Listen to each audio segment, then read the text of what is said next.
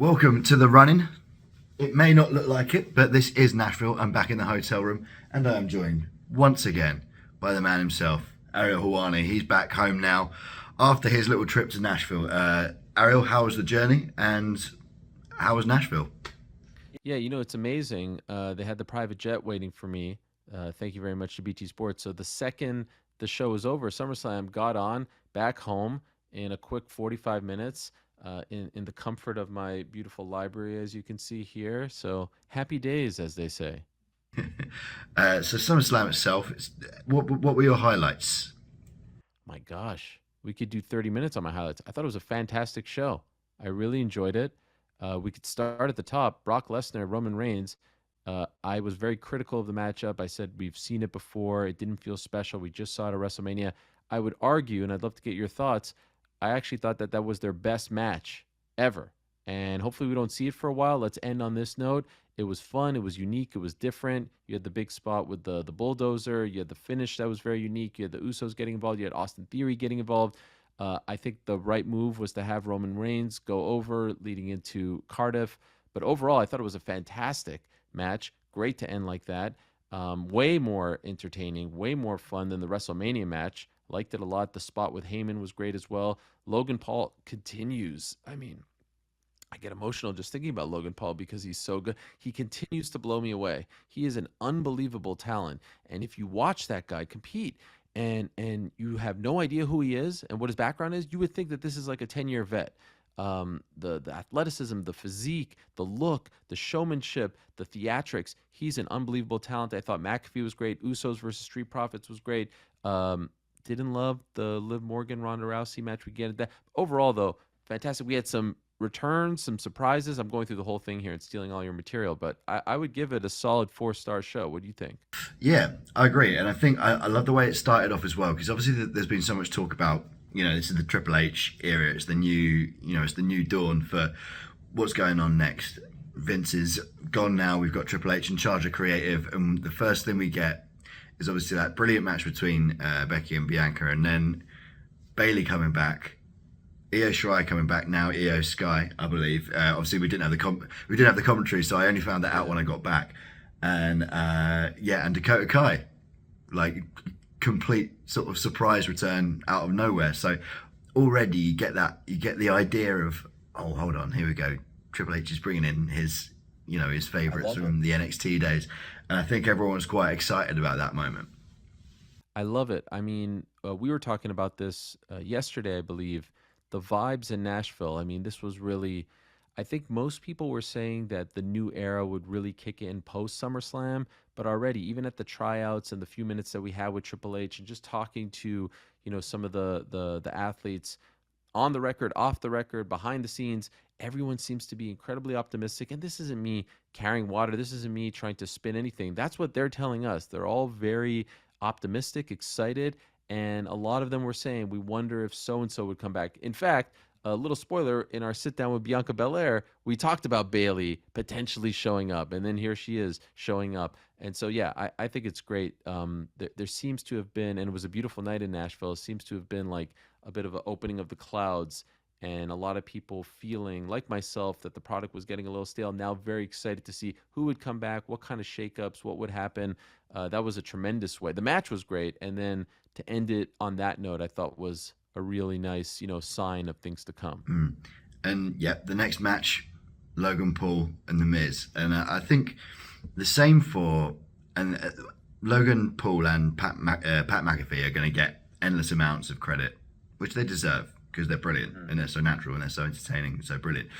But I think both Happy Corbin and The Miz deserve untold amounts of credit, because they're put in situations like this quite often. Miz is often with the sort of celebrities and the part-timers and things like that, and Happy Corbin is just, he appears to be the most trusted man in the locker room. They can put him in any situation. He gets genuine boos, which is, as we know, actually a relatively rare commodity in WWE, because once you've been around for so long, people start to appreciate you too much, and it's hard to get people to turn against you. And yeah, I thought both those matches was so good. So yeah, Logan Paul and Miz to start. Obviously the flip off the apron and then the jump through the announce table, eye catching moments, unbelievable performance from Logan Paul. I just wonder like how much we're going to see him because he seems to love it so much. You wonder how often he's going to come in. Right. Well, it's not a one-off. It's a multi-year deal with multi-events per year on the contract. So I don't know if we'll see him every Raw or every SmackDown, every Premium Live event, but I think we're going to see him a couple times a year. Curious to see if they put him in Cardiff because that's just such a big show. And I think are the Paul brothers known? I mean, I know the KSI thing was a huge thing, but like, are they a big draw in the UK? Yeah, I think so. I I can mean, see. They're not just like an American act, right? People know them over there. Yeah, so I would love to see it. I would consider it. I'm just so blown away. I remember talking to him before WrestleMania, and he was saying like, I only had a chance to, train a couple times for this, and I don't know if he was kayfabing me or anything, but I mean, just his athleticism and his again the showmanship and just sometimes when you have these celebrities they come in it's a little sloppy, it's a little clunky, they have their moments, but this guy from beginning to end, from the get up, from the walkout to how he conducts himself, very very impressive. The one thing I would say though, I think he would be better off as a heel. I'd love to see him as a heel. I think that that would suit him better. Miz deserves a ton of credit. I mean, Miz was the celebrity once, once upon a time, right? And now he's become the guy who they put in with the celebrities to help transition them over. And I think that's an incredible testament to his, his maturation and evolution as a wrestler. But I would love at this point, if this is the end, and I wonder if it is, I don't know if it is, I think ultimately Logan Paul would be better off as a heel. What do you think? it's the natural thing. Yeah. So I said on the preview show, it's difficult to be so good at everything and people not resent you for it. And Right. the Pauls really are, aren't they? And it's so easy to hate them, and they've done so well making people hate them.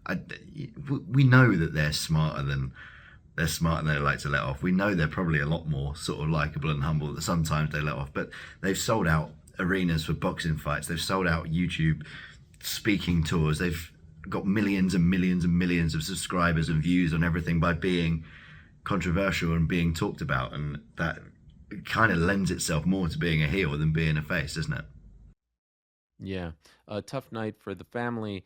Of course, you may have heard the Jake Paul fight canceled against Hasim Rahman Jr. next weekend in MSG, but Logan was able to represent for them. I actually thought the Logan Paul performance, dare I say, and you don't have to clip this off and tag the guy for goodness sakes. Thanks BT Sport social team. I thought it was better than Pat McAfee's performance. I thought McAfee was better at WrestleMania. I thought there were a couple slip ups. What do you think? It was a little. Am I wrong? Am I being too harsh here? I mean, I love Pat like a brother, but I thought maybe my expectations. I keep thinking he's going to raise the bar. I thought the performance at Mania was a little bit better than this one. Crazy? What do you think? I think it was still very good. I think it's It It was was very very good. good. Look, the bar is super high. yeah. But But Also, the choir, mwah, yeah. glorious. Yeah, I know, tremendous. Um, Tremendous. I think this is what I was saying about the Happy Corbin thing as well, like how good Corbin is, because there was a couple of moments where it looked like, oh, something's going to go wrong here, and then right. Yes. Corbin gets in the right place and saves the day. The part I particularly enjoyed was the big flip off the top rope, where it looked like he's going. So somehow he managed to wangle it round. Was he messing around there? If he was, he's sold me. He's incredible. Yeah, he sold me. I thought he was going to fall, and then the other time when he did like the jump to the top of the rope, it seemed like he almost, missed it, and he was able to gather himself. But yeah, no, Corbin was great. The way they sold it was great. Those matches are fun as well. I was watching from home. I was kidding at the top about the Jet. Michael Cole does a great job in those matches because he completely throws out like the whole unbiased thing and goes completely biased. And then it's a little old school, right? With Corey Graves in there and he's arguing with him and Corey's rooting for Corbin. I enjoy the whole package, and they've done a great job of making Pat seem special every time. They don't overuse him. Like he doesn't wrestle for free on, SmackDown or Raw. Obviously SmackDown would be the one that he would be on, but it feels like a big deal when he shows up.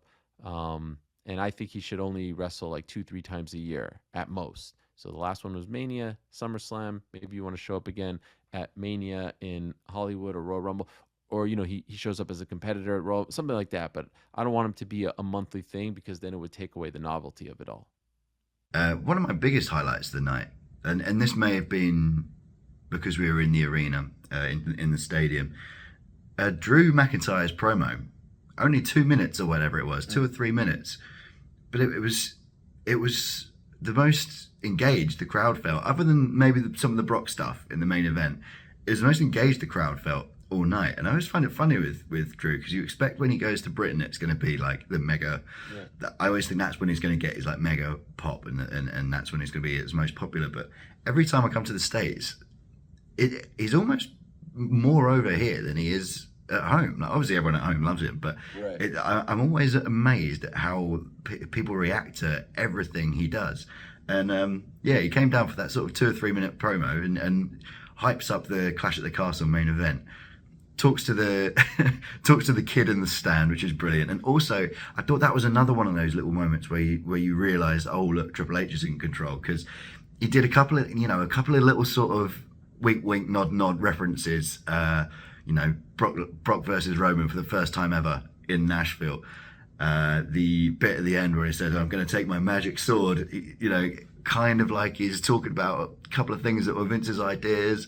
And he's saying, well, what are you going to do? It's Triple H's job now. Right. I thought it was really interesting. And the crowd were massively into it. Oh, I loved it. I was happy for him because we were talking about this, how, he lives in Nashville, and how it seemed a little bit strange that the match against Sheamus happened on SmackDown and not on this card. You would think, actually, both of them live in Nashville, right? So, you would think that would be a natural for Nashville. Also, number one contender match for the next pay-per-view. So I was kind of feeling bad for both of them, and especially Drew, since he won, that he couldn't get that moment at his adopted home stadium, if you will. But bringing him out was big. Putting over the next event was big. Setting the scene for him going up against the winner of the main event was big, and I thought he did a great job on the mic. Yeah, and so the crowd accepted him as one of their own, which was tremendous. Great. It was. Obviously, I still feel, and it was a bit of a long show, so I get it, but I still feel like that Sheamus match should have been on this pay-per-view.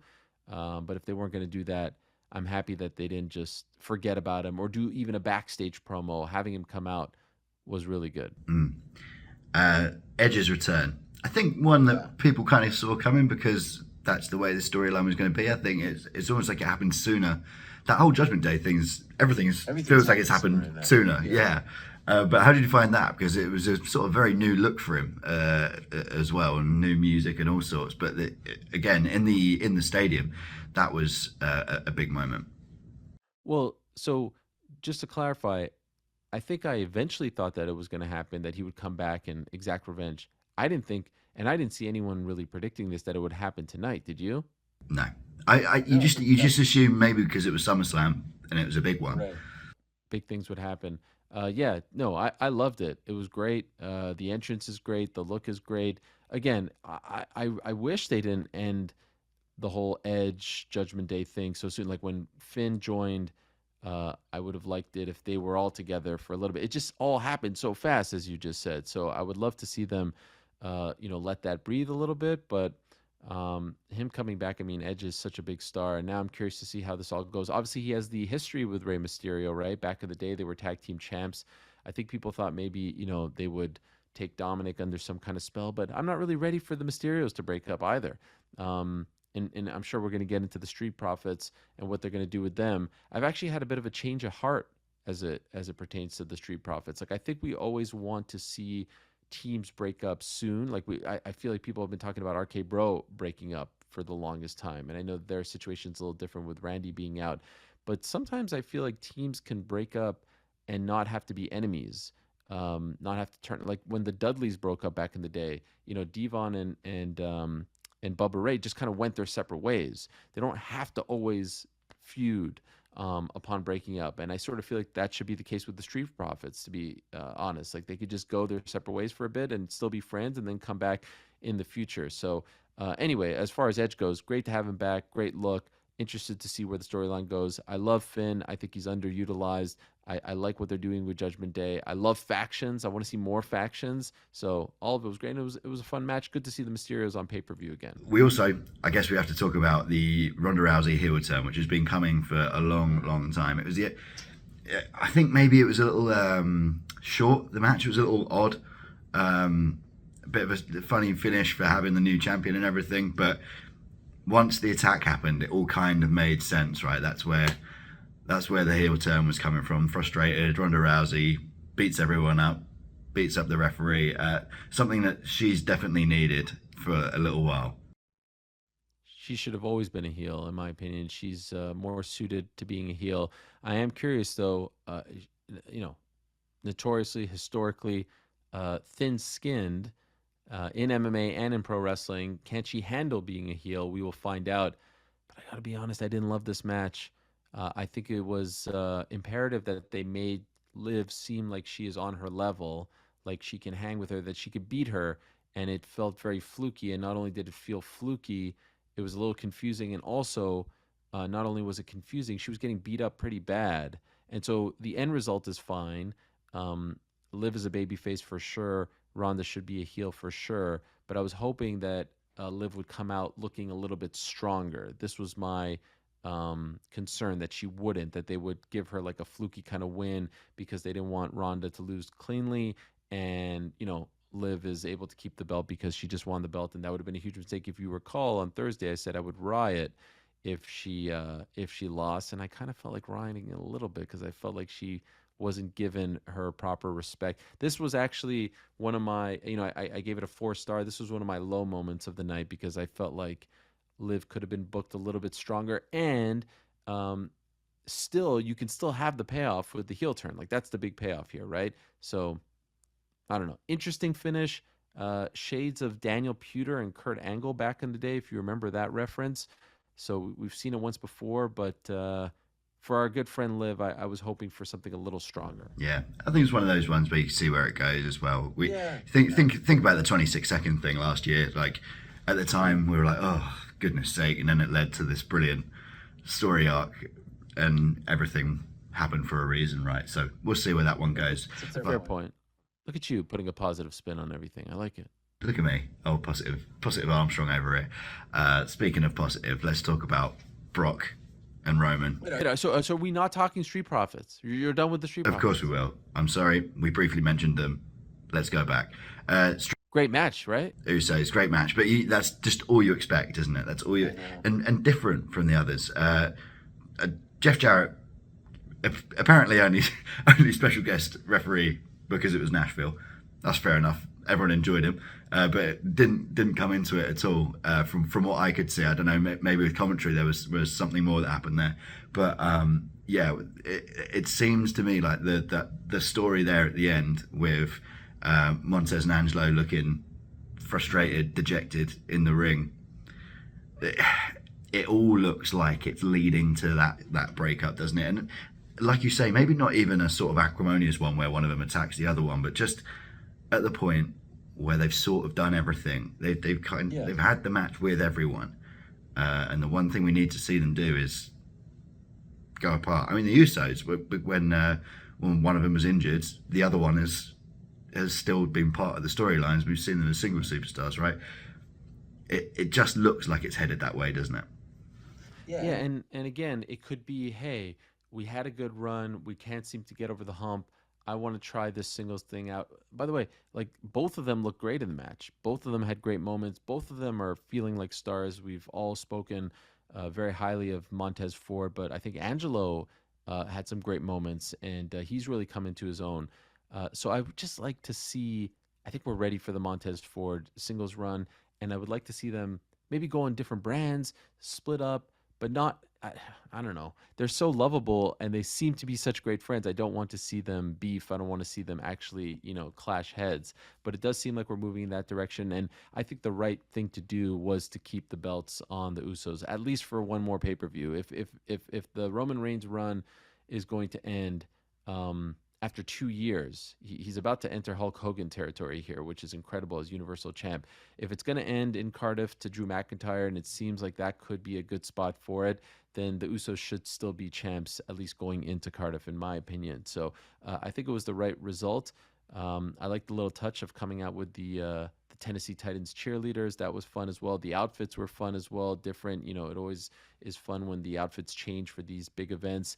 But yeah, I am ready to see the Montez Ford run. And I certainly, as good as these matches are, again, I don't need to see it again. I feel like we've seen a lot of these. The Usos are on fire. They're looking tremendous.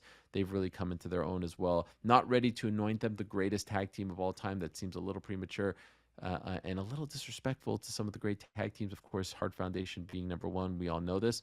But I am officially ready for the Montez Ford singles run. I want to see him. He's gigantic now. He is swole. He is hulky. Let's go. What are we waiting for? Brock Lesnar on a tractor. Yes. I just think just so good. It's that main event, like you said, it was absolutely 100% the best of their matches. I think, bizarrely, probably the least hype we've had for any of them. I think beforehand we were kind of like, oh well. Even Drew McIntyre said it. Oh well, yeah, these guys for the first time ever. Wink. But so good, delivered so much, and it was just everything about this recent Brock run that's been so good. When he was walking down the entrance ramp, whatever it was, kind of the walkway this time, you saw that little smile on his face, and all of a sudden it was like, right, what's he got going on here? And it's just everything he brought to that match was completely mad. Particularly the tractor, but the whole match was incredible. Was amazing. That spot was amazing. The finish was amazing. It was very creative. Who would have ever predicted 5-6 years ago Brock Lesnar as a face on his own without a mouthpiece would be this successful and this beloved? He's done a really great job in this role, and he deserves a lot of credit. Paul Heyman deserves a lot of credit. Roman Reigns deserves a lot of credit. It is hard to make these matches, especially when we just saw it not that long ago at WrestleMania. I really didn't like the WrestleMania match at all. I felt like it was a really weak way to end the two-night affair. This was tremendous. I mean, I kind of wish that this was the way WrestleMania ended because it was just so memorable, but we get it tonight. Just a very unique spot with the tractor and the ring getting, I don't even like lifted up and then, slanted, and then the spot where they put all the stuff on top of him. Theory coming out was fun as well. You weren't quite sure what was going on. That was the fun thing about it. It to me, the result felt predictable in April, but this time I was wondering, man, Brock goes over, we get the Drew rematch in Cardiff. Is Theory going to steal someone's thunder here? Is Roman Reigns going to go over, and then we'll get Roman versus Drew. So the whole thing felt unpredictable.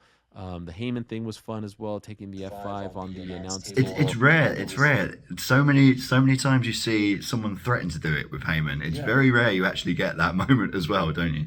By the way, he nailed him. Like that was, man, Paul Heyman. How old is Paul Heyman? In his 50s at this point? Poor guy.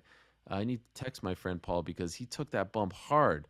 But it was great. I really enjoyed it. I don't even think, I can't even think of another. We've seen Brock and Roman a bunch of times now. Anything that comes close to that one in terms of their previous matchups. Yeah, agreed. An incredibly fun way to end the evening. And if you haven't seen it, it's on the BT Sport WWE Twitter accounts.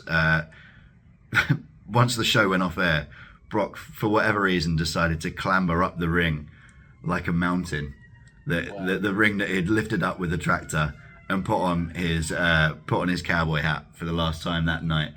Just really reveling being the fan favorite. It's so like you said, you'd never have thought you'd seen it. You'd never think you'd see, even doing his introduction on the microphone, sort of in spite of Paul Heyman being there while stood on a tractor looking down at Roman Reigns. The visual of it was so good. I hope that this isn't the end of Brock, because we had those reports that he was upset once Vince McMahon retired, which I've been told were accurate. I would love to see him with some other competitors. There's a lot of matchups for him, especially this iteration of Brock, right? Babyface Brock, Cowboy Brock, all that stuff, sans Paul Heyman. So I hope it's not the end of him. I hope that we get to see him against someone else down. Even the Lashley thing didn't really get to play out, and Lashley, had a nice showing tonight as well. We saw a brief little run there between the two of them. So I hope this doesn't mean that he's going away for a very long time, because he doesn't have to be at the top. He doesn't have to be going for the Universal title or the Undisputed title, whatever you want to call them these days. But I think he could do a lot of good on the roster and on TV. And he's fun. He's refreshing. It's different. It's not the same old, which is great. So looking to the future, Clash at the Castle, Drew Roman is the one that we probably thought we were going to get. Do you think that's the end of that Universal title run? And they kept mentioning very clearly it was only the Universal title that's up in that match. So it would be splitting up the titles again. Do you think that's the end? Which I don't love, by the way. I like just having one champion, one undisputed champion. We still might. You still might. But it's just the one belt, right? Yeah, but there's still the one champion if Roman wins. Oh, right. Yeah. I guess that tips my hand and tells you what I'm thinking. I think that I think you can end that. I would be shocked if that show ends on a negative note. Not to knock Roman, but everyone goes home happy. And again, there's a great story to be told. Performance Center, 2020, April of 2020. Drew wins the belt. I had a chance to speak to Drew on the Monday after that WrestleMania. Once it became public that he was champion, and if you recall, they had to pre-tape that WrestleMania. First time ever. It'll never happen again. Hopefully, nothing like this ever happens again, like the pandemic that we've been through. And this guy watched himself win the belt at home. Like, it's a crazy thing, and I know you've spoken to him a million times as well. He deserves a moment. He didn't get that moment. He was robbed of that moment, and obviously it was no fault of his own or anyone's. But for him to get that moment at the biggest show in Europe in the last 30 years, in front of what I presume will be a lot of his, home country fans and a lot of people coming over from all over Europe, but especially the UK, I think would be the perfect way to end that event. So, yeah, my prediction would be Drew winning cleanly and the run ends. And you know what? It probably should end at this point. It's been 2 years. Time to freshen things up. What do you think? Absolutely. Let's go, Drew. On that note, on that let's go, Drew note, on that look into the future, let's call it quits here. I know it's currently 1:44 in Nashville. 2:44 for you? 2:44, yeah. Look at us. I'm ready to go. I'm fired up. Look at us. Look at us. What a run we've had. Bringing content to the people at all hours of the night. By the way, what's a bigger deal? First premium live event or big event, whatever you want to call it, in the UK in 30 years, or my first trip to the UK in 6 years? I kind of feel like the latter. It's probably the latter. I'll leave it to the audience to decide that. But as you mentioned, for now, we're done with Nashville. We're done with SummerSlam. I'll see you, my friend, in Cardiff. Can't wait.